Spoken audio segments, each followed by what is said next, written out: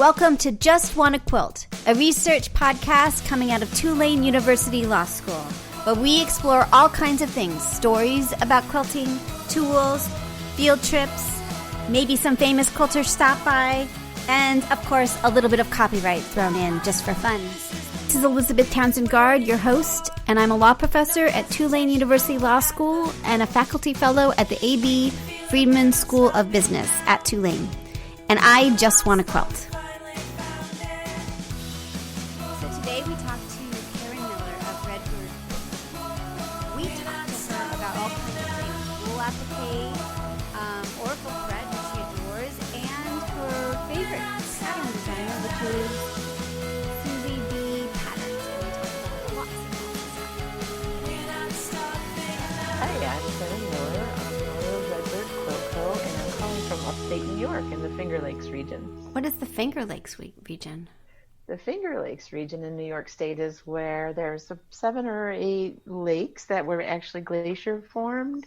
So it's called the Finger Lakes because of all the little, it looks like fingers when you look at it on a big map. I'm sure there's more history to it than that. Yeah. But the region is absolutely beautiful. Rolling hills, beautiful freshwater lakes.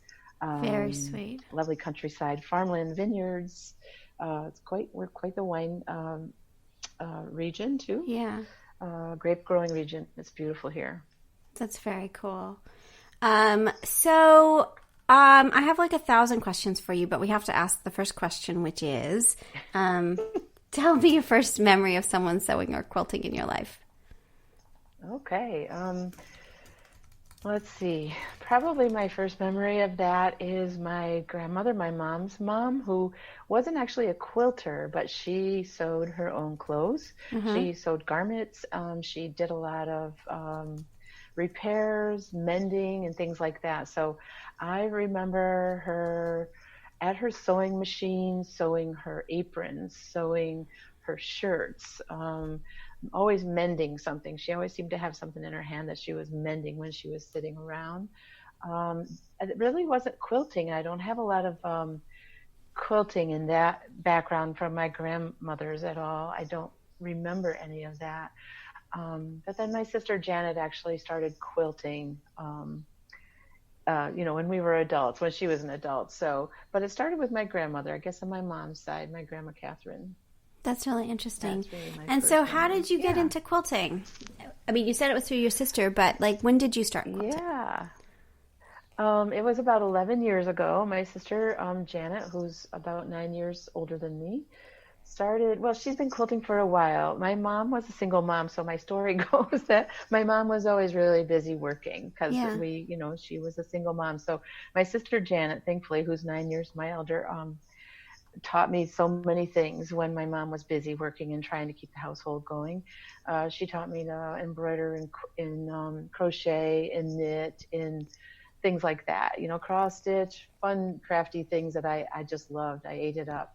And then probably about 11 years ago, Janet had been quilting for a few years already, but we bought a cottage on one of the Finger Lakes, and she said, "You're going to need some quilts for those rooms. Maybe you should think about learning to quilt." And I said, "Sure, that sounds awesome." I like that. So yeah, she took me, it was a lot of fun. She took me under her wing, but we've done this as sisters for years. That she took me under her wing and taught me the basics and got me going on it. And it's funny though, because I made this little Thangles block of the month. Yeah. And the little half square. Yeah, I know Thangles, right? And, yeah. Thangles are just in case people don't know, what are Thangles? Just in case people don't know. Well, the Thangles were it's a piece of paper, basically a paper strip that has a diagonal lines on it, and basically you sew on the lines that allows you to make half square triangles with almost like a template or a paper template. So we joined this block of the month that a local quilt shop was hosting, where you bought the Thangles and the strips of fabric for $1 each month, which was nice. A really good deal. That's a great deal. Great way to get people into the shop. This was 11 years ago. And so you went to the shop every month and got your strips and your Thangles, and the pattern was free. Yeah. And so I did this. I did this for, I think it was a 10-month block of the month, and made a little table runner, which I'm actually staring at right now. I still use it on my table, and it was it was fun. But you know what I realized is I really wasn't happy about piecing. Piecing just didn't click for me. But I did it, and I learned how to press and how to sew and how to have the right seam allowances and things like that. So that got us out the door. It was our little Thingles block of the month, and after that, it would just kind of rolled from there into learning applique, how to needle turn applique. Yeah. Which I fell in love with applique. I don't know why. Never been really great at mathematics myself personally. Yeah. So maybe the piecing didn't click with me, but the handwork associated with applique really did. And did you like, you do both, right? You do wool applique and needle turn applique. Tell me a little bit more about wool applique and why you like it. Oh, you would love wool really? applique. Have you done it? No, yourself? I haven't. I have a kit here, but I haven't tried it. Oh, you have to try it. Yeah. So the difference is wool applique is very freeing because wool, once it's been washed and dried, some people refer to it as being felted, but usually wool is woven already. Yeah. And so once it's woven and washed and dried, the technical term is fulled, that it's fulled, Fulled, fulled. So once wool has been woven, washed, and dried, and it's fulled, when you cut it on the line or on any edge, it won't fray on you. It's already fulled, so the fibers are all melded together. So you can cut wool on an edge in the shape of a heart or a dog or a flower or anything, and it just stays there. And it won't. Right. Yes, it won't fray. That's so really unlike needle turn applique where you're turning that raw edge under, you don't have to turn the raw edge of wool under. So you can cut it and you can. So a couple of questions for that. So first of all, is there a particular brand, or if people are listening and they're interested in it, is there a particular brand that you use or that you like of wool? I started out buying wool from local dyers. So at my local quilt shops, we had a lot of great dyers in the area that were buying probably, brand name wool, probably like a Woolrich wool, and then washing and drying it, and what we call over dyeing it. They were actually applying additional dye to it. So it was beautiful hand dyed wool, and so the very thick and plush. And so I started out doing that, and I'm not sure that there's any single brand of wool that I could say you have to have this brand versus that brand. A lot of the big manufacturers do sell wool. The fabric companies also carry wool, and they're all very, very good wool. The main thing I would say with wool is no matter whose wool you buy, make sure that you wash it and dry it if it's not already done. And you're looking for hand-dyed felted wool. Is that what you're doing? Yeah. Well, most people call it felted. Yeah. Felted. If you cut it and it starts fraying on you, chances are maybe it hasn't been washed and dried yet. You just want to go ahead and do it yourself. And toss it in your washing machine. Yeah. Most of the times do you need to wash them most of the time? The over-dyed ones usually not. Like the hand-dyed ones, usually you don't have to wash and dry them because the person that dyed them, that over-dyed it, had already done that as part of the dyeing process. Yeah. But some of the other ones, some of the big manufacturers may not have dyed them to begin with. The wool was dyed before it was woven. Yeah. So it may not be washed and dried yet. So you can tell quickly by just cutting it and seeing if it frays on the edge. If it frays on the edge, then you need to to wash it. Yeah. That's really interesting. Now, once you put these on, I have a couple of questions about this. So if you make a quilt with wool on it, can you wash that quilt, or are these more like art quilts?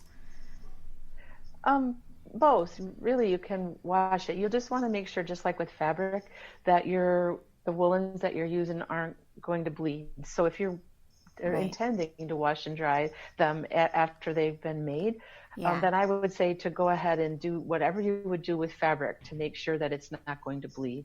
Or if you haven't done that and you've already used the wool, then, you know, put the color catchers in there or take precautions to make sure they're not going to bleed. But once it's been fulled or washed and dried, it shouldn't shrink a heck of a lot more than it already did once you got it to that state. So it's kind of like using cotton batting or wool batting. It's always going to be a little bit of shrinking going on. You know, chances are.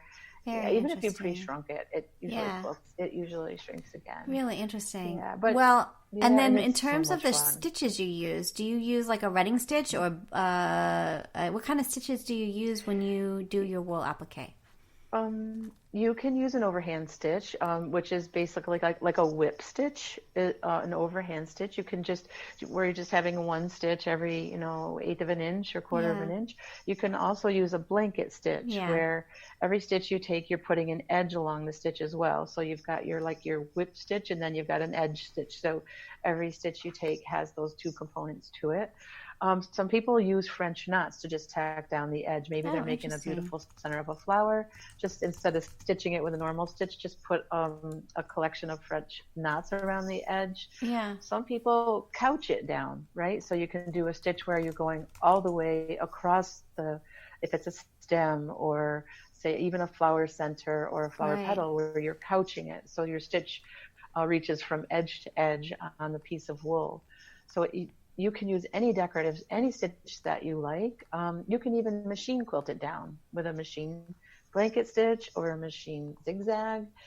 I love to use a heavier weight thread to actually have the thread show up. But if you didn't want the thread to show up, you could easily use a really fine weight thread and machine stitch it down, almost invisible, like an invisible applique in a sense. That's really interesting. It's so freeing because it moves quickly because you don't have to fuss with it a lot. And a lot of times people use wool because they like the primitive look of wool. They like that primitive look. And so what I tell, if I'm teaching wool, I'll tell people don't fuss too much about perfection because it's handmade. It's a little bit primitive looking. It doesn't, and you know what? It's kind of yours, and don't stress over it. Just kind of take it as it comes and let it be you, and it's still going to be beautiful when it's all done. So that's really interesting. So a couple things. Where do you make your own? I know you make your own patterns, but like when you're doing wool work, are you finding like where do the patterns come from in terms of your thoughts about that part of it? A lot of great wool pattern designers out there, right? You can find wool patterns, and you know what? First of all, you can adopt any pattern to wool, right? Any applique pattern. If you think about it, it doesn't have to be a wool specific pattern. So any applique pattern that you can find. Some of my favorite, like Lisa Bonjean is an amazing wool pattern designer. There's a lot of other amazing wool pattern designers out there, but that are actually making the samples with wool. And they're telling you about the threads that they're using. In my case, my first pattern I ever came out with was wool because that was one of the first classes that I ever taught was wool applique. And I made a pattern just to teach the class. So, but it's so fun because you can pick and choose just scrap pieces of wool. You don't have to have, in my case, it was a very small piece, you know? But if you just Google wool applique patterns, you're going to find a huge variety of patterns out there. Some full-size quilts, some little table toppers, little mini runners, stuffed animals, just accents. There's so much out there that you can do with wool. It's so interesting. I have on my website, the main splash page is the spring basket that has a little wren in it in the basket, and then my Redbird is really something that was fun. I haven't made my own wool sheep, but I do a lot of work with Suzy B. It's a panel, right? Is it a panel? Yeah, they're panels. Yeah, so that's like into the whole other world of free motion quilting. That's really adorable. That's crazy cute. Right? Suzy B makes amazing panels. Yes, I love their panels. So That's Yeah, really and I always great. promote, but I love to promote using panels to learn to free motion quilt. Hugely, right? Be Because why? yeah, Because, oh, there's the giraffe that you use too. Is that Suzy B as well? yeah, You're that's Suzy totally a B as Suzy B well. person. Oh, that's so cool. Oh, aren't they gorgeous? They're They are gorgeous. They're gorgeous. adorable. Yes, All right, they're so cute. yes. So yeah, So the giraffe is Zoe. Yeah, yeah, I yeah, think the that giraffe is Zoe. panels are amazing. They're perfect, right? Because Yeah, oh, they are. they're perfect for learning. Yes, for learning to free motion quilt, for example, Yeah. because um,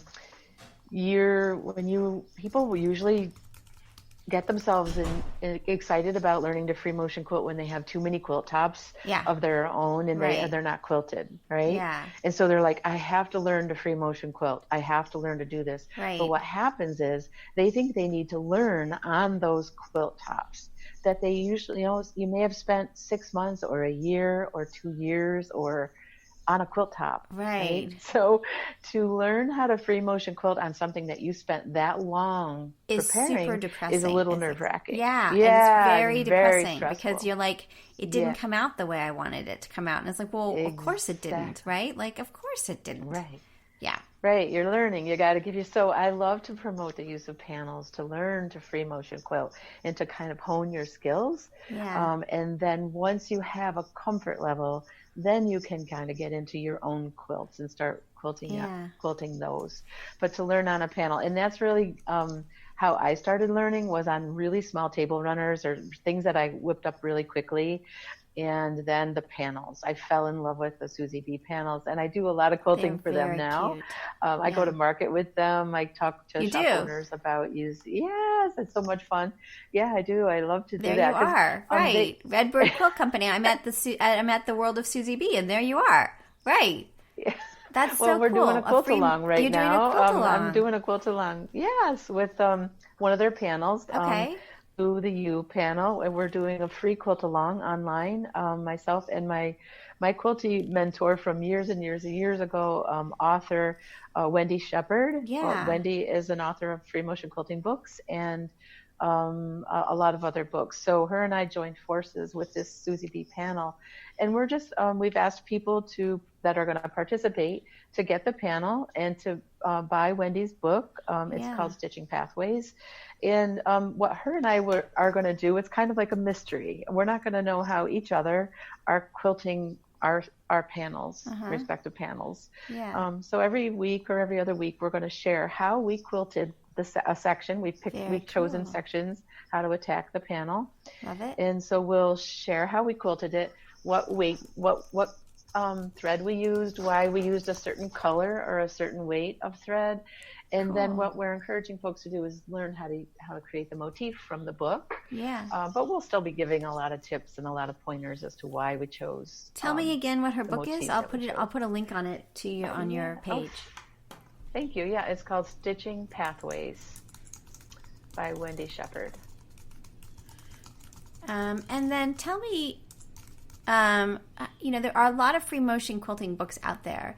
Tell me, and there's a lot of, I've tried a lot of them, I have to say. So, tell me, tell me a little bit more about this approach and why you like this approach.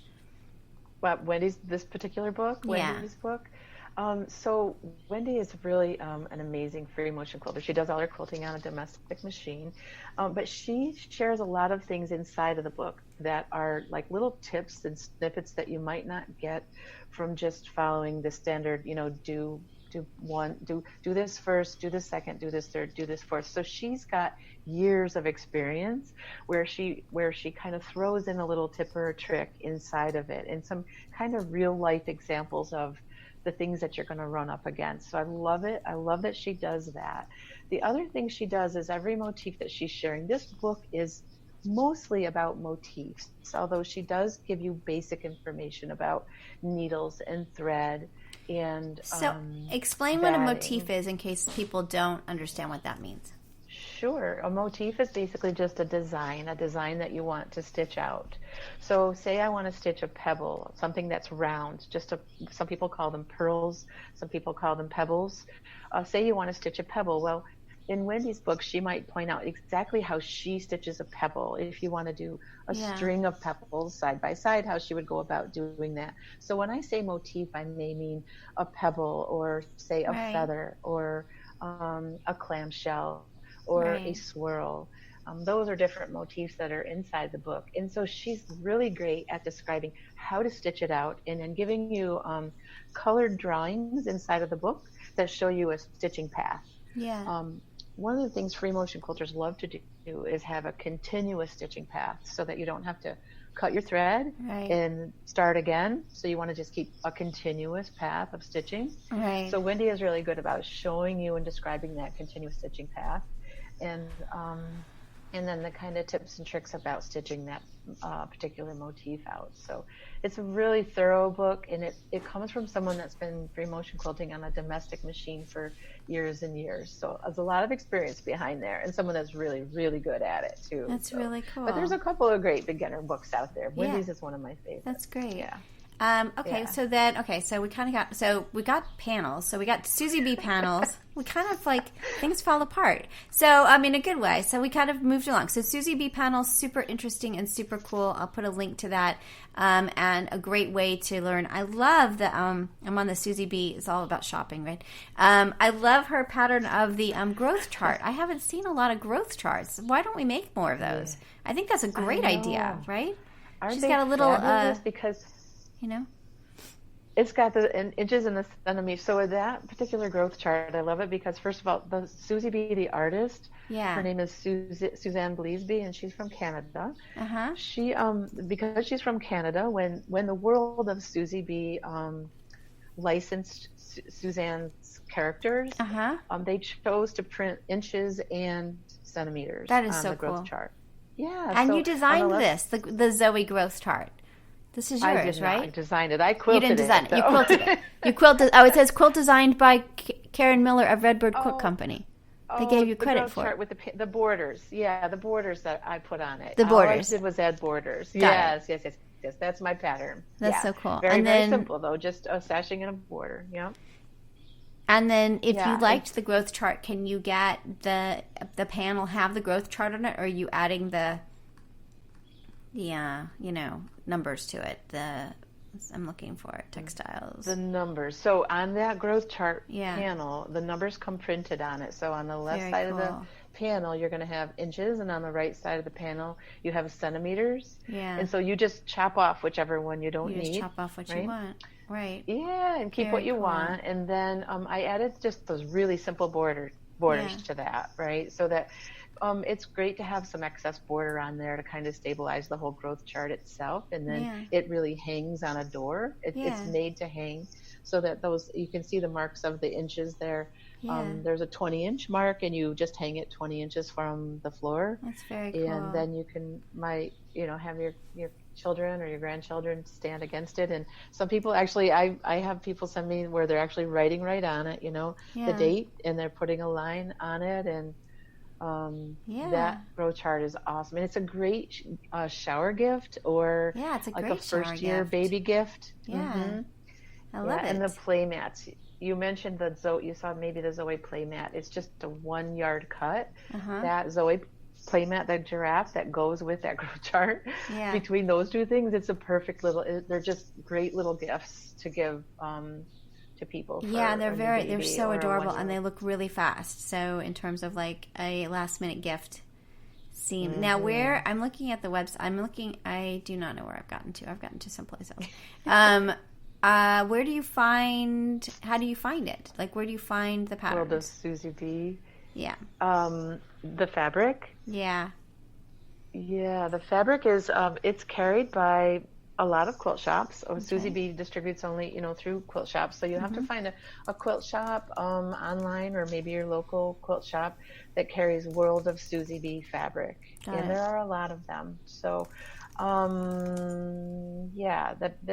that would be what I would do, is go to your local shop and ask about it. If you can't find it locally, jump online and see where you can find it. We have some shops that are participating in our Quilt Along. So if you go to my blog and you click on participating shops, there's some shops that are like packaging up the the fabric. I don't sell fabric. I sell a little bit of thread, but we have some shops that are packaging up the little. And you can. I've looked around. You can find it. You just need to look around. If you put in Susie spelled Susy, and then Bee, and it's Zoey the Giraffe growth chart panel. You can find it. You can totally find it, and it's really adorable. It is adorable. And one thing I want to mention about that is that unlike some of the big fabric manufacturers, you know how they, every 6 months they put out many lines of fabric. Yeah. And a line of fabric may have, say, 20 coordinates with it, for example. So, and then they put it out once, and when it's sold out, they don't usually replicate it. It's there and then it's gone.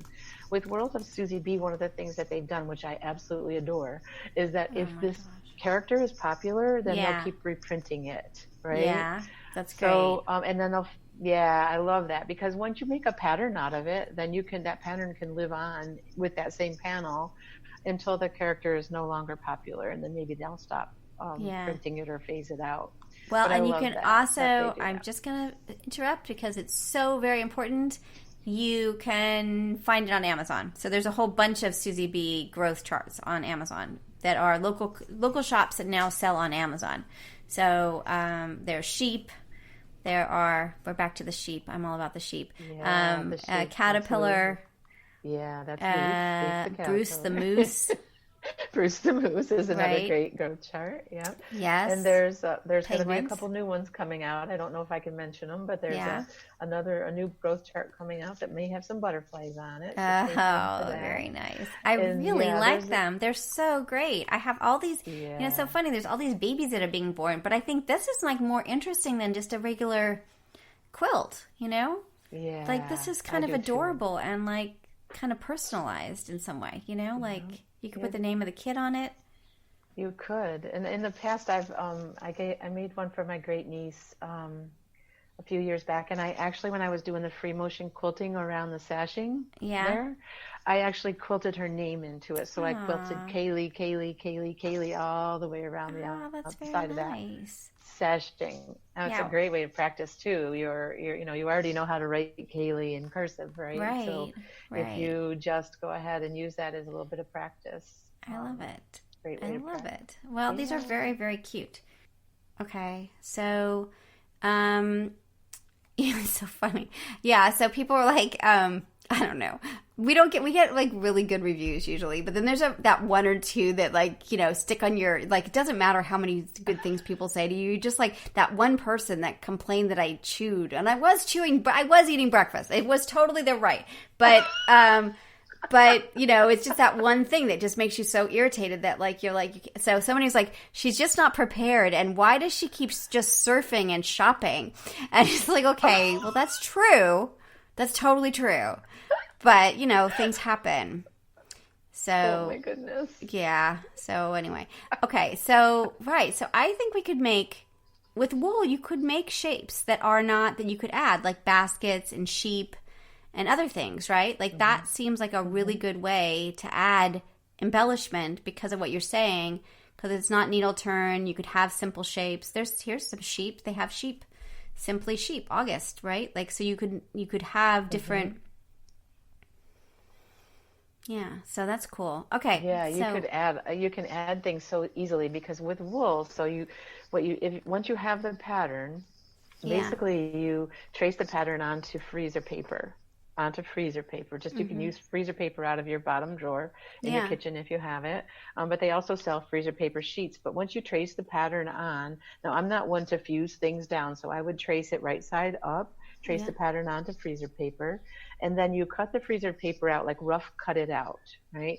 And so don't cut on the line, cut outside of the line by a half an inch or so, and then you use a dry iron and you press that freezer paper to your wool. Okay. When you press it to your wool, what it does is it stabilizes the wool, and then it allows you to use your scissors to cut the design out of the wool. You cut right on the line then. And I love to suggest that people use serrated edge scissors What is a serrated edge scissors, in case people don't know? The serrated edges has the little notches out of it. It has tiny, tiny little notches. It's serrated. Yeah. So it's almost like a serrated knife, like a steak knife with serrated edge. Only it's built into one side, usually one side of the scissors. So that serrated edge actually grabs your wool as you're cutting it. You know how some scissors push your fabric away? Yeah. It pushes away rather than grabs it. The serrated edge grabs the wool and the freezer paper, and it doesn't really hurt that you're cutting through the paper too with the serrated edge. It doesn't take it quite as bad as other scissors do. Yeah. But so the serrated edge grabs the wool and it grabs the paper, and it's really easy to cut right on the line. And then somehow you have to attach that wool, of course, to whatever block you're going to work on. Some people fuse it down. Some people just use little dots of glue. Some people pin. Some people thread baste. There's a lot of ways to baste that wool down. Some people staple it down.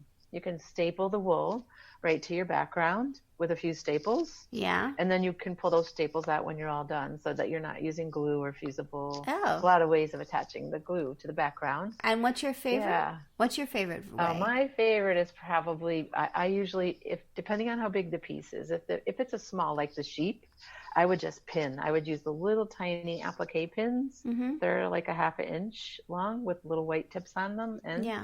And I would probably pin it. If it was something really big, I wouldn't pin because I get frustrated when my thread catches on the pins, right, when I'm actually stitching it down. So I might staple it, or I may glue baste it. It's usually my last choice because I don't like putting the nasty glue on my pieces. Yeah.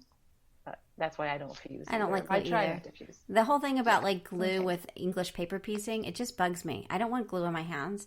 It's like really gross, you know? I don't know. Yeah, I don't like using it because then I know I have to wash it out usually, right? So because the glue has starch in it, right? If something's going to be, you don't want something that's laying around that has all this starch in it that attracts bugs. Yeah. Right? Or am I making that up? That's funny. I don't know. Yeah. That's a good question. I don't know. I don't know. I just felt like, so we were driving to Houston for market, and I think it was that. Maybe it wasn't. Maybe it was some other thing. We were driving to Houston for something. It wasn't market. But and I was trying to do the glue thing in the car. And I finally we stopped and we got like a glove, you know, for at Sally's. And it was just gross. Like there was glue everywhere. I still find glue in the car and with a glue stick. It was like, this just not for me. You know, it's too messy. Were you making Hexies? Yeah. What were you making? I was making like different shapes and stuff. It was okay. I was just, I do a lot of experimenting with different things that show up. So, I was trying, it was a weird shape. It wasn't a hexie, but it was kind of like not quite hexie. So, you know what I mean? Like one of those weird shape kind of off. Like a diamond or a... Yeah, it was like a hexie, but like almost like it had been squished in weird ways, right? Like it was a hexie, but not. Like it was all misshapen. So it seemed like a good candidate, but not glue. I don't think I'm... I'm like one of those children that'd be like, yeah, you need to take the glue away from you.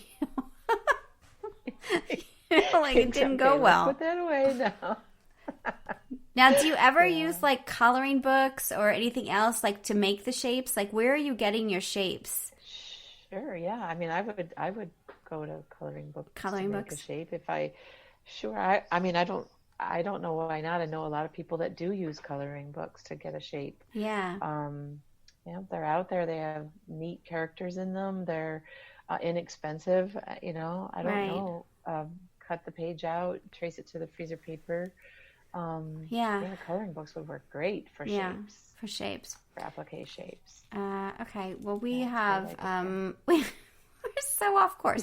Okay, so I don't even know. So we talked about panels. We got the sheep. The sheep was not yours. It was Suzy B's. You work with Suzy B, which is super cool. You also work with Aurifil. Tell us about Aurifil. I do. I work with Aurifil. So my background, I mentioned a few times, I went from, the piecing I really didn't like, then to applique, then to wool applique. Yeah. What I found myself doing was kind of just like rushing through the quilting project so I could get to the quilting. I just really fell in love with the quilting. And that's where my friend Wendy Shepard came into play. She was someone that was blogging a lot about how to learn to free motion quilt. Yeah. So I followed Wendy in my early years and I learned so much from her. And now kind of my mentor has become a friend, and we're doing projects together, and that's pretty exciting. But years ago, Wendy started using Aurifil thread, which is 100% Egyptian cotton thread. And I started using it too because she did. And I'm just one of these people, like, I like to find what works for me. But if somebody suggests something that I respect, then I go out and give it a whirl, right? So I had a lot of respect for Wendy. So I went out and tried it because I was using my coupon going to Joann's and buying the cheap, just cheap thread off the shelf there, and using my 40% off coupon. I didn't know any better. But when I started using the Aurifil, because it had so much less lint, and the thread was still very strong, very beautiful, it has a beautiful sheen to it, I just became an Aurifil thread addict, and that probably was about 6 or 7 years ago. And so I'm one of these kind of, I'm a programmer by trade. I mean, I'm a retired programmer, business analyst. So I'm one of these people that I love to dissect things. Like, I really love to learn about things and kind of dissect it. So I couldn't just be happy with the 50 weight thread, which is what everybody's using. Aurifil 50 weight. It's a 2-ply thread, only 2 strands twisted together. So if you compared like an Aurifil 50 to some other brand's 50 weight thread, most other brands have 3 plies twisted together, and it makes it thicker. It's a thicker 50 weight than an Aurifil 50 weight, which only has 2 ply. So I started playing with the 40 weight thread, with the 28 weight thread, with the 12 weight thread, which is very, very heavy. The lower the number you go, the thicker the thread is. So 12 weight thread really thick. Is going to, and you know what I use it for? Wool appliqué. Wool appliqué. Right? So all that beautiful wool appliqué, I was doing 12 weight thread. You use works 12. Beautifully. So you use Aurifil 12 weight thread for appliqué? Yes, I do. Yes, for my wool appliqué. I love it for that, for any kind of embellishing. I also run it through my sewing machine. You have to kind of slow down a little bit. It is like a hand embroidery weight thread, and it is 100% cotton, and it is only 2 ply. So it's not going to like stand up to you being a crazy spinning, spinning it through your machine like a wild woman, right? You've got to slow down a little bit. You've got to adjust your tension down a little bit with it, but it makes such a beautiful stitch.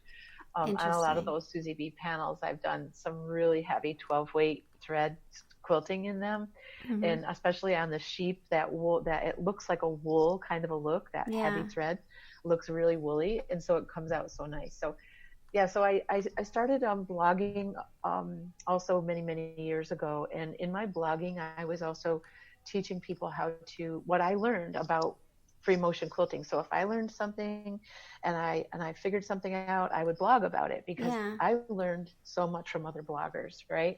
So I wanted to kind of give back the things that I was learning to people that might learn from me.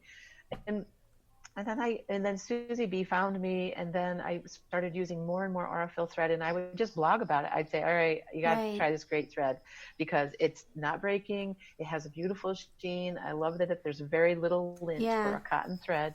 You're always going to have lint, but this cotton thread has the least amount of lint. So anyhow, I started going to market and talking to the folks at Aurifil, and saying, you know what, I'm out on the street, I'm teaching about free motion quilting, I'm teaching about wool applique, and I'm always using your thread. I really think you guys should, I'd love it if you could do more teaching, more education about Aurifil thread. And so over the last couple of years, one thing led to another, and then Aurifil and I hooked up so that we could together create a thread education program, because it's really hard to believe when you go to Guild or you go to a shop, when people start to quilt, they don't necessarily understand all the basics, right? But they just know that there's this beautiful thing that they want to make, and they don't know how to get there. Right. And so the basics is really what I've always shared on my blog and what I've shared online. And for Aurifil to go ahead and say, yes, let's do this. Let's create some basics about thread, and especially about the way Aurifil is created and why it might be different from other cotton threads. Was a great win, in my opinion, because it's what people need to hear. It helps educate the bases. It helps get the baseline raised for a lot of people that now may know a lot more about thread. So Aura Philosophy, that's the name of the program that we've created. Okay, I'm at the website. I can start to see it. Aurifil. Yeah. They're cool. And we've certified like 21 different educators from across the country to teach our philosophy. And these are people that are makers, they're educators, they're kind of brand loyal Aurifil users. They've done it themselves, so they're not just standing up in front of you saying you must do A, B, and C. They're speaking it from the fact that they've actually done it themselves, and they've used the thread, and they've run up against the pros and the cons of using the 50 weight in the bobbin versus the 40 weight in the bobbin, or how you got to change your stitch length if you're going to use a different weight, or they know all these great tips and tricks, and they're very enthusiastic about using thread to kind of embellish beautiful And did quilts. you develop this program for them? Is that what you've done? I did. I worked hand in hand with them. Of course, I had in my own mind what I had already been teaching about thread, but then what I added was all this amazing support from Aurifil, where I could bounce things off the makers or the people that create the thread, like Alex Veronelli, like the people back in Italy that are actually creating the thread. So cool. We've been able to kind of meld the maker's viewpoint, my viewpoint, with the manufacturing viewpoint. So that I've learned a ton about the manufacturing and why, how it's made, and they've helped me understand that, so we can teach that to people, so that you have just a more in-depth understanding about thread.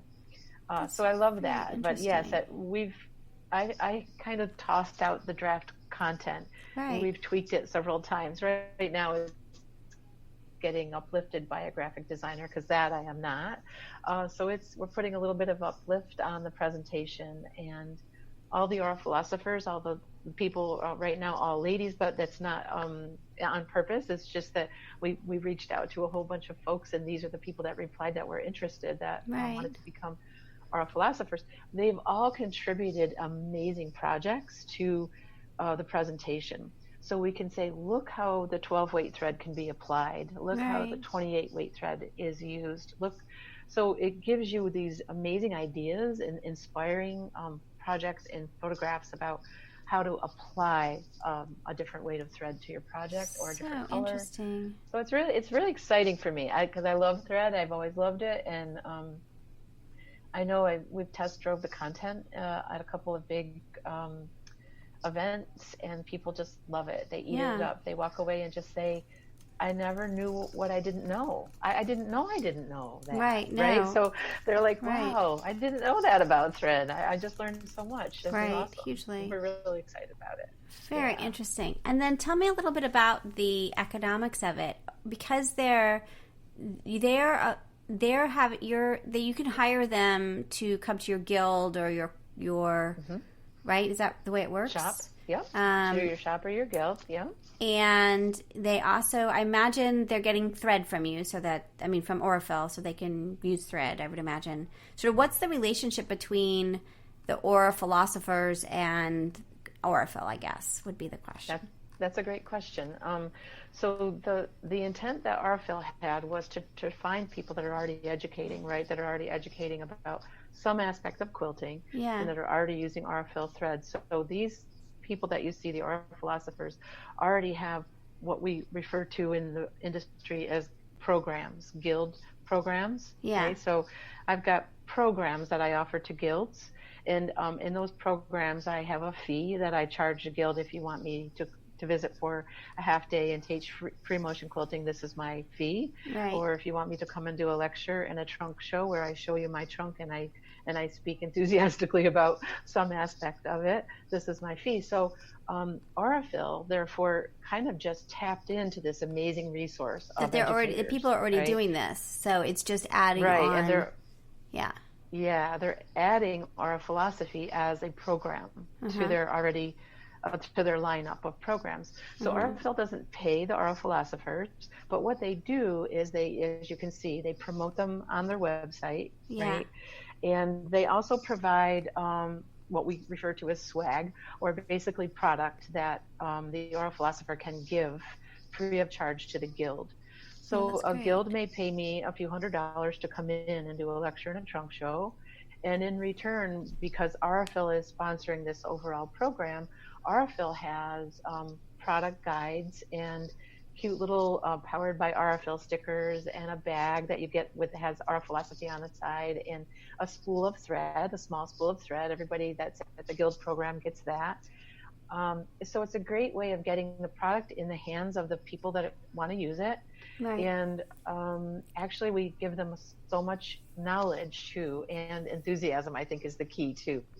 If you're not enthused, if you're not excited about it, then it's kind of hard to promote it. It's easy for me to promote because I love using it, right? So you don't have to pay me necessarily to promote it because I'm a firm believer that this is a great cotton thread. Right. So it's really kind of it's a great, you wash my back and I'll wash yours, It's a great collaboration. So, okay, so let's say between. Yeah, so like Krista Watson's on your list. So let's say Krista Watson is scheduled to go to some place to give a lecture or to give a class. Then does she talk with Aurifil, let them know, and then they send stuff that she can give out in that class? Is that the way it works? Right. Well, sort of like that. Yeah. So what the Philosophers are, what Aurifil would like them to do, the way that the program was built was that if you're going to present our philosophy, it's actually a structured presentation. Oh, interesting. All right. That it's like Got it. 60-page presentation that comes in visual. Yeah. So it's actually a presentation. Now, the Philosopher can adopt themselves how to present that. Yeah. They can present it in a lecture in a trunk show, which takes probably about an hour and a half or 2 hours to get through it, where they actually are going through the slides and maybe showing also samples. They have the thread in hand where you can pass the thread around and say, you can actually touch and feel the difference. It's a whole educational thing. Yeah, it's all educational. So it's got information about how the thread is manufactured and information about how it's wound on the spool. Right. Why would you need to take it off the spool a certain way, one way versus, there's many ways to have your thread positioned on your sewing machine. So your philosopher might go out and just present our philosophy in a lecture or a trunk show. Yeah. Or they may choose, like some of our philosophers have, Lorraine Turner, for example, she's going to actually present it in a 2-day workshop. So where you're actually working with the thread. Working with the thread. That's great. Yeah, so you're hands-on with the thread. And I'm sure some of the other Philosophers have that up their sleeves as well, where they actually create a project and they have you work with the thread in a project. So they can show you how 50 weight would work differently than 28 weight, than 12 weight or 80 weight. Got it. How the floss, how you can, there's a 6-strand floss that you can separate and use for anything you want. So each Philosopher adopts it. A way of presenting our philosophy. And then when there's an official Aura Philosophy event scheduled, the Aura Philosophers will they let them notify Aurifil of that, and the Aurifil will send swag to the Aura Philosopher to give away at the program. And it could be a shop, or it could be a private group, it could be a guild. There's no discriminating factor there. Is whoever wants to hire the Aura Philosopher to do. And then how are you training them? How are you training them to be able to do the lecture? We've done all the training so far via Facebook Live sessions, believe it or not. So, because right now our Philosophers are all across the country. Right. We're all in different time zones. Right now, the 21 that are certified are all in the USA. And then the next class of our Philosophers that we're starting up this quarter is going to be UK, Canada, Australia, and all outside of the country. There'll still be folks from United States in there as well, but we're trying to expand to outside of the country. So what we did was we have a private, a closed group in Facebook for the Aura Philosophers. And on a closed group, I'm not sure if your listeners are aware, but you can have groups that don't even show up. That's right. Secret groups, in a sense, right? Secret. Aren't they secret? Yeah. So even if you searched for them, you can't see them. Yeah. And the only way that you can get added is if you're friends with the administrator can add you, or you can get a special invitation, like an email invitation from an administrator. So we have this secret group out there, and it's great though. Facebook gives us a way of doing that without a lot of overhead. We love just that. the only We requirement. use. It was so funny. I was just talking to my kid about this yesterday. I'm amazed at how much we're using Facebook as a tool for this project. That, people are always like, oh, Facebook is evil. No, it's like Microsoft Word almost, right? Like we're using it. It's so useful in terms of different ways to sort of use it as at what you're doing, right? Like to have a secret group that you can have Facebook Live and have imagine they have conversations as well about what's going on, right?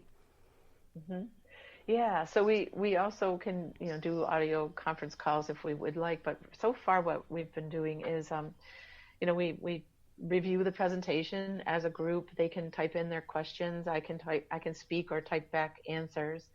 We go through the presentation and then any suggested changes to it, any questions about, some people, all the makers are different. Some of them have worked with all the thread weights and some of them haven't. They've maybe worked with 3 or 4, but not all of them. So we kind of share collaboratively share our knowledge with one another. Yeah. It's really neat because we That's can very also cool. share so many other things about our programs. How do you present in your program, or what do you suggest? I love how it. do you how do you make your programs available online? Like Issue is a free PDF viewer that I use for my programs. Yeah. So I upload a PDF there, and any guild can kind of page through my PDF list and see what programs I offer. So it's really a great way of sharing with other makers and other educators. I totally love it. So right now we've been using Facebook. It's a fun event. I think it's going to be really beneficial to the quilting community. Hugely. It's a very interesting model. Now let me ask you two more questions related to that. First, sure. If someone's listening and they have a guild and they want to hire someone to do this, can they, do they have to contact the individual person? Do they contact you? Sort of how, they're like, hey, we want that at our guild or shop. Yeah. What do they do next? Yeah, that's a great question. If you go to the aurifil.com and then click on Aurifilosophy, then you will see the list of certified Aurifilosopers that we have today, and that list is going to continue to grow. What we recommend is that you peruse the list. You can go in by how expensive the person is to hire. You see on the left side there's little dollar signs. You can sort by dollar sign and you can go in by how expensive someone is. And do they set their own prices? They're setting their own prices, right? Yeah, absolutely. Yeah, because you know why? With how varied we are in our regional areas, pricing for educators varies based on their experience, right? Based on where they are in the country. Yeah, it might be a lot more expensive to hire somebody in California than it is to hire somebody in Pennsylvania. And then you can go. It takes you to their website. Like you have a little info for them, and then it takes you to your website, their website, in terms of as well. Right, takes you right to the Aurifilosopher's website. Oh my gosh, this is so cool! I love it. This is so cool. So fun. Okay. Yeah. So then I have one related question. So if you are hiring, say, I don't know who, Tammy Silvers, who's got a $1. First of all, how do we know what $1 versus, like, is it increments of like it gives just a general sense of like 1 versus 2 versus $3, right? It's just right? a general sense. Just a general sense of like it won't be horrible, right? And you've got up to 4. Yeah. The $4 sign person is a lot more expensive than the $1 sign, but there's something to consider there. A couple Pat of things Sloan, just quickly. Right? There's it's well, some people have a lot more experience than other people, right? Krista is a $4 sign person. Yeah. All right. Yeah. Pat has a ton of experience under her belt. Right. Right. So the other thing to consider, though, is that some people, example that I gave you earlier, some people are offering Aurifilosophy not just as a lecture and a trunk show, but as, say, a workshop. So that person, if they're only offering Aurifilosophy as a workshop is always going to be a lot more expensive than a lecture and a trunk show. Got it. So that makes you sense. have to kind of take so that you got to into kind of see what they're doing. Right. So maybe just that they're doing a lot more for you. Okay. So we book somebody. Does that mean that they're getting the money? Does Aurifil take a cut of any of that, or they're not doing? That's not what they're doing. That's not what they're doing, right? Yeah, no. Aurifil gets the exposure. Gets the exposure. Right? They get the exposure of that educator out teaching. Yeah. Aurifil gets great, but you know what? The way that I know that Aurifil looks at it too is someone who's educated about thread or Yeah. about any product for that matter. Right. If they've got the education under their belt, they're going to understand why it's more important to buy a higher quality product than a Right. lower quality They product, you or need why to, you would choose. yeah, Yeah. exactly. That makes sense. So and having it's humans do it makes more sense than just a video on your website, because that's not going to be helpful. I mean, people sometimes need humans to teach them stuff. Yeah, It goes better. And Aurifil's done an amazing job. That not sure if you're aware of what they've done. In the past, one of their owners, Alex Veronelli, he travels to quilt shops, to dealers, to Aurifil dealers, does an amazing education program at the dealers, at the Aurifil quilt shops that carry Aurifil thread. But that his education was strictly limited to the quilt shops. Interesting. He's dedicated to supporting the quilt shops, and and he does an amazing job of it. But it was getting to the point where the guilds also wanted that information, right? That's what I was hearing when I was out at the guilds. They want that same information. So this allows the Philosophers to go to guilds, which in return will also go back to a quilt shop to buy the thread. That's right. So that's right. So it's a good marketing way thing. To support. Right. Where you guys are a are great way to support the shops. Hugely. I love it. It's fun. We love our Philosophers are amazing creators. They're amazing pattern designers. Some of them are fabric designers. Some of them are authors. Yeah. Some of them are just really, really enthusiastic makers. Artisans. And so they're great. It's great. It's great when you're involved in this little professional organization of creators, because the inspiration abounds. So interesting.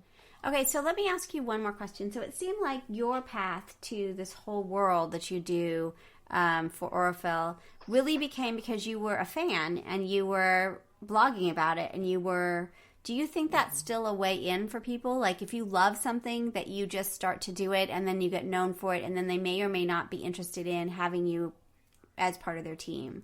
You think that's... I'm really glad you brought that up, because that's something I feel really strongly about. Yeah. So, because I listened to a lot of your podcasts, and I listened to one recently where there was some discussion about giving things away for free. Yeah. And the pros and cons of that. So with my history, I gave everything away for free because I wasn't in it for a living, right? Yeah, you had a different life. I was a professional business analyst, right? I'm a programmer. I worked at amazing companies. I did. I'm thankful that I had this great career. Right. So I was blogging because quilting was my sideline. It was my hobby. It was my way of escaping the corporate world when I came home, and I'm like, oh, I got to get that out of my head. So I started blogging because I learned a lot from other bloggers who gave me their knowledge for free, right? Yeah. And I didn't pay them anything except for respect, you know, and maybe just talking them up somewhere. Yeah. And so I started blogging because I wanted to give back. And also, what a great way of documenting what you've learned, right? Yeah, so I have a diary. Yeah. Like, somebody can ask me, how did you do that? And I'll go, well, let me Google it, because I'll find it on my blog, and I'll be able to tell you exactly how I did it, you know? Yeah, I get it. So, I totally get it. So, I feel that way about the podcast too. You know, that I feel like, the blogging was my way of sharing back. And then what happened was I won, because of my blogging, I won some fabric on Kate Spain's blog. I'm sorry, Deb Strain. It wasn't Kate Spain. Two different Moda designers, but it was Deb Strain. Deb Strain has a blog too, and I put like a comment on her blog and for a giveaway. She was giving away some of her strike-offs or some of her Moda strike-offs, and I won this fabric from her for nothing. And that led to me actually proposing a tutorial to the Moda Bake Shop. Are you familiar with Moda's Bake Shop? Yes, have you had anyone on to talk about that? A whole different discussion, but Moda has free tutorials that they publish every 2 or 3 days on modabakeshop.com. So I proposed this pillow tutorial to Moda Bake Shop because of this fabric I won from one of their designers. And a friend of mine had encouraged me to propose this pillow. And they accepted my proposal, and I published what's called the Family Tree envelope pillow on the Moda Bake Shop. And what that did, that was all for free too, right? So the way the bake shop works is if they accept your proposal, they'll send you the fabric for free, for no charge. But you are writing a tutorial for them for no payment, except for fabric. Right. So I did that. And then the next thing that I published for them was called Redbird and Berries. And it's my very favorite and most popular pattern that's free. That because I'm still a professional business, programmer. I'm not trying to make any money. I'm just sharing what I love to do. That's right. And so Redbird and Berries got me exposure to guilds and shops all over the world, right? Oh, and it's been downloaded so many times I can't even so many times for free, on the order of 40 or 50,000 times downloaded for free. And it's got a ton of detail in it, and it's really beautiful, and everyone loves cardinals, right? So that whole thing, from blogging to the Moda Bake Shop to my quilting of the Suzy B Panels for myself, not for Suzy B, and for me loving Aurifil thread and talking about it, all those different companies that I worked for, I don't want to say I worked for, that was the wrong choice of words, that I promoted because I love the product, right? They all helped me break into this industry. So interesting. Even though I had no intention of doing it. I had no intention of doing this, right? So interesting. And so the wool applique was the first thing I ever offered to teach at a local shop, because I met a bunch of people when I was at a fiber festival that said they wanted to learn. And it's the stars align for you. The universe brings you maybe what you need at times when you need it. And I really kind of believe that. So, and now I happily I do a lot of quilting for World of Suzy B. And we still have, it's not like I'm anybody's employee, you know what I mean? I've worked for myself for Redbird Quilt Co., but I do a lot of independent consulting for other in other ways, but it fell out of the sky because I'm a Cancer, right? I'm a July baby, so I become very loyal when I find something that works for me. That's really great. It's really easy to be loyal to it and to support it and to promote it and to talk about it. And I love that. I like to be really a cheerleader. Cool. I like so to just go for it. Just be out there doing it, involved. You know. That's really, I like that. I like that quite a bit. Yeah. And go to awesome. I went to market. That was a huge turning spot for me. Right? But the only reason I went was because I was curious. I went as an industry professional. I was a blogger.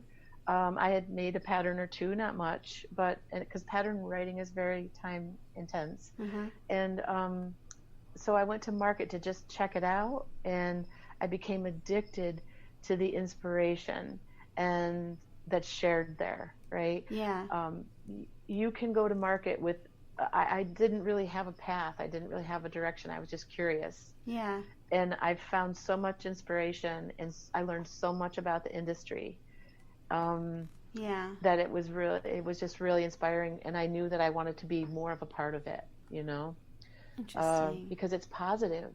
It's super positive thing. It really is. It's just there's just it's a thing. So we have not gotten to everything on our list. So which is totally, our list was a little bit chaotic today. So will you come back? Will you sign up again, and we'll do a part 2? Because I would love to chat more with you about all kinds of things. We haven't even talked about your creating patterns or anything, right? So, I mean, we've talked about a lot of stuff, but I would love to keep chatting. And we have a hard stop because the kid has to go to school. So. No, I'd love to. Thank you very much. It's been a pleasure to chat with you. And this is really great. I love it. I love it. All right, I'm going to do wool stuff. I'm going to I have this little teeny tiny wool kit. I'm going to try it. It's been on my list of avoidance. Do you ever use DMC thread or any of that kind of thread for it? I'm just curious. I do. I have in the past. Yeah, I use DMC thread, Valdani thread in the past. I use all of Aurifil's 12-weight thread now for my wool. But if you have some DMC just to play with, it's not because they have the kind that's for cross stitch and some for embroidery. So I imagine you can play with each of them. But the cross stitch, if you just double it, I imagine is enough to just get a sense of what it is, right? the cross-stitch fabric. Use 3 strands. If you're going to use stranded, use at least 3 strands. It just gives you a little more oomph to your stitches. Okay. You'll find what you like the best. But okay. Well, we have to play some more, and we'll have to try the Aurifil stuff too. That would be fun. So this Thanks is for great. what you're doing. I love it. Oh, cool. Awesome. I can't wait to chat more. We've got more to talk about. You bet. Thank you. All right, cool. Take care. Have a good day. Bye. Thanks. Bye-bye. So you've been listening to Just Wanna Quilt, a research podcast coming out of Tulane University Law School. And I'm Elizabeth Townsend Gard. If you like this podcast, keep listening. Also, we have a Facebook group. Come join us. We talk about a lot of things. We also have an Instagram account. And of course, most importantly, I really hope you get a chance to quilt today.